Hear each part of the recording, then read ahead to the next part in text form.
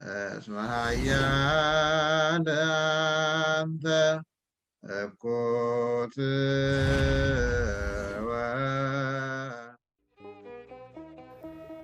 በስመ አብ ወወልድ ወመንፈስ ቅዱስ አሐዱ አምላክ አሜን።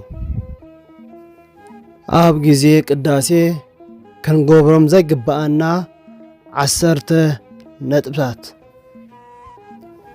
ቀዳማይ ነጥቢ ኣብ መንጎ ቅዳሴ ናይ ግሊ ጸሎት ክንገብር ኣይግባአናን እዩ። ቅዳሴ ማለት ናይ ሓባር ጸሎት ስለ ዝኾነ ብሕብረት ኣብ ዝግበር ጸሎት ናይ ግልኻ ጸሎት ኩልኩል እዩ። ናይ ጸሎት ጊዜ ደኣ መዓስዩ እንተይዳ ኢልና ቅድሚ ቅዳሴ ምጅማሩ ወይ ከዓ ድሕሪ ቅዳሴ ክኸውን ይምረጽ። ኣብ መንጎ ቅዳሴ ጸሎት ምግባር ግን ልክዕ ከምዚ ንብርሃን ኢልካ ፀሓይ ከሎ ሽምዓ ከመውላዕ ይሕሰብ። ካልኣይ ነጥቢ ኣብ መንጎ ቅዳሴ ናይ ግሊ ዕላል ወይ እውን ሰሓቕ ወይ እውን ምልጋጽ ፍጹም ኣይፍቀድን። ኣብ ፍትሐ ነገሥት ዓንቀጽ 12 ቁጽሪ 474 ኣብ ጊዜ ቅዳሴ ዝስሕቕ ካህን ተደኣ ኮይኑ መቕጻዕቱ ሓደ ሱባኤ ምእመን ተደኣ ኮይኑ ግና ምስ ሰሓቐ ሽዑ ንሽዑ ካብ ቤት መቕደስ ይውፃእ ይብል። ስለዚ ኣብ መንጎ ቅዳሴ ሰሓቕ ዕላል ፍጹም ኣይፍቀድን እዩ። ሳልሳይ ነጥቢ ዝብላዕ ወይ እውን ዝስተ ሒዝካ ናብ ቤት መቕደስ ምእታው ፍጹም ክልክል እዩ። ብፍላይ ንህፃናት ሒዞም ዝኣትዉ ወለዳ ኣለዉ። እዚ ከዓ ጌጋ እዩ። ምኽንያቱ ስጉኡን ደሙን ናይ ዘለዓለም ህይወትን መስተን ከሎ ኣብ ውሽጢ ቤት መቕደስ ካልእ ምግቢ ክኣቱ ኣይፍቀድን እዩ። ንህፃናት እውን ይኹን ካብ ቀጽሪ ቤት መቕደስ ምስ ወፁ ክወሃቡ ኣለዎም።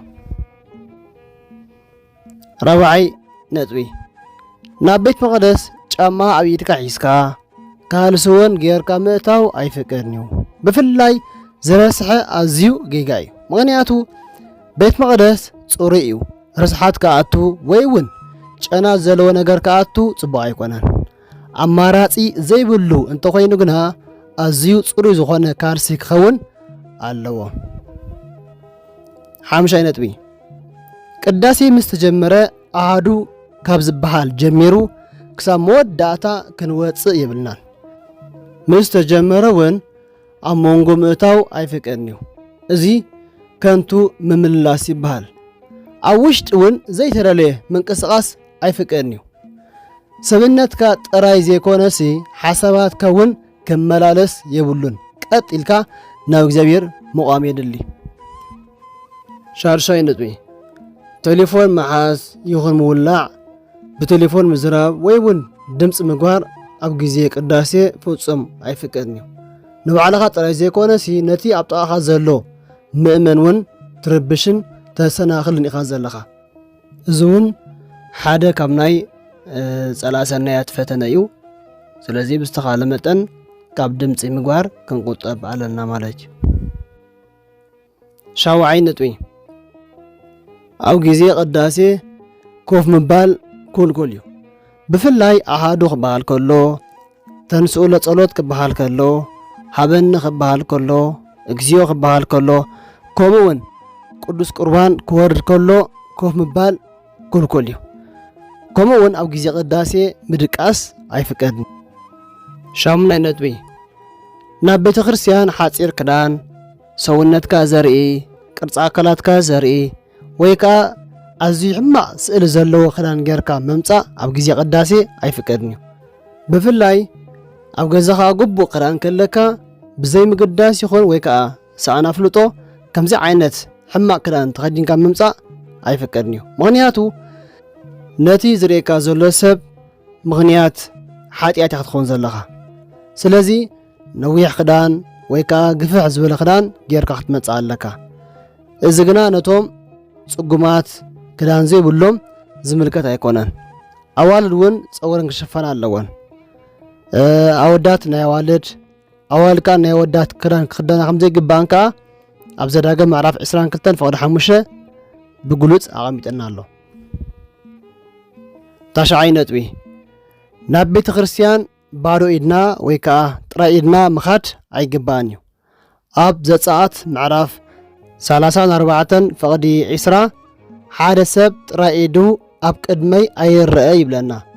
ስለዚ ካብ ዘለና ንድኹማት ንጽጉማት እንምጽውተሉ ንቤተ ክርስቲያን ዝኸውን ከም ምባእ፣ ሽምዓ፣ ጥዋፍ፣ ወይኒ፣ ዕጣን፣ ጽላል ኮታስ ዝተፈላለየ ንቤተ ክርስቲያን ኣገልግሎት ዝውዕል ሒዝና ክንከይድ ኣለና።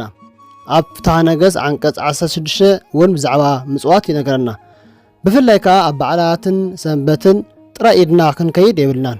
ካብቲ እግዚኣብሔር ዝሃበና መባዕ ሒዝና ክንከይድ ይግባእ።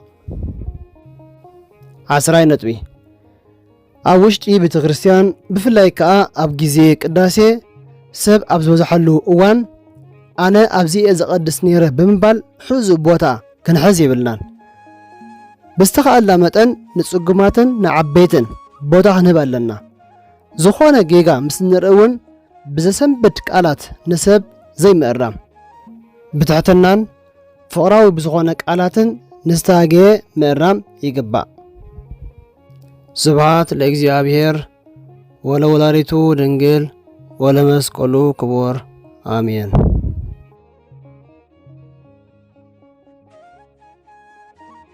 እስመ ኃያል አንተ እኩት